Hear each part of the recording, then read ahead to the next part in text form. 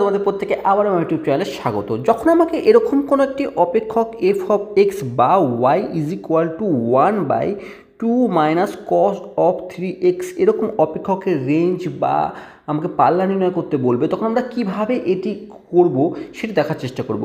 যখনই আমাকে ত্রিকোণমিতিক অপেক্ষকের কথা বলবে, আমরা মনে রাখতে হবে সেসব অপেক্ষকের রেঞ্জ কার মধ্যে বিলং করে। যেমন আমরা ভালো করে জানি যে কস এক্স সব সময় -1 থেকে +1 মধ্যে কিন্তু অবস্থিত হয়।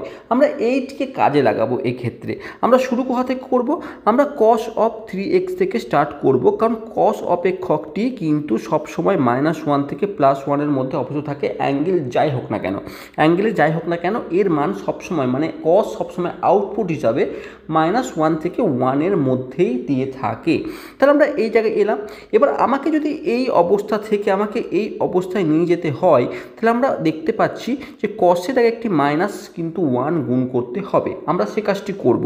তো সেটি করতে হয় আমরা 3টি পদেই কিন্তু এই কাজটি করতে হবে। তাহলে এক্ষেত্রে যদি -1 দ্বারা গুণ করি, এটি কিন্তু মাইনাসে +1 পরিণত হবে এবং লেস দ্যান ইনইকুয়ালিটি সাইন কিন্তু গ্রেটার দ্যান ইকুয়ালিটিতে পরিণত হবে, কারণ মাইনাস দিয়ে গুণ করার জন্য। এবং মাইনাস কস অফ 3x এখানে থাকবে, এখানেও গ্রেটার দ্যান ইকুয়াল টু হয়ে যাবে মাইনাস দিয়ে গুণ করার জন্য, এবং এখানে -1 পরিণত হবে। তারপরে কি করতে পারি?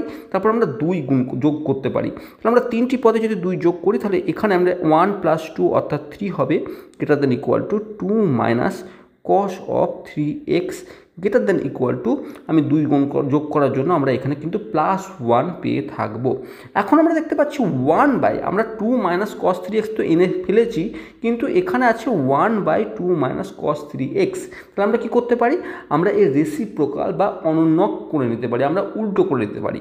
আর সেটি করতে গেলে আমাকে কী করতে হবে? 3টি পদকে করতে হবে, অর্থাৎ 1/3।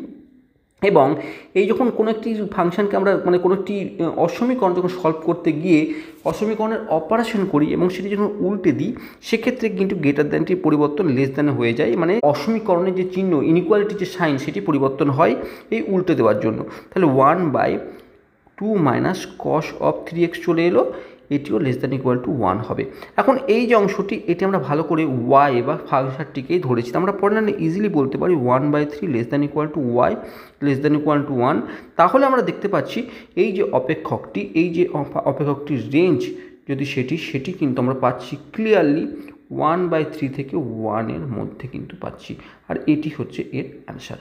আশা করছি তুমি এই কোশ্চেনটির মাধ্যমে তুমি ত্রিকোণমিতিক অপেক্ষকের কিভাবে রেঞ্জ নির্ণয় করতে হয় সেই বিষয়ে কিন্তু একটি আইডিয়া পেয়ে গেছো।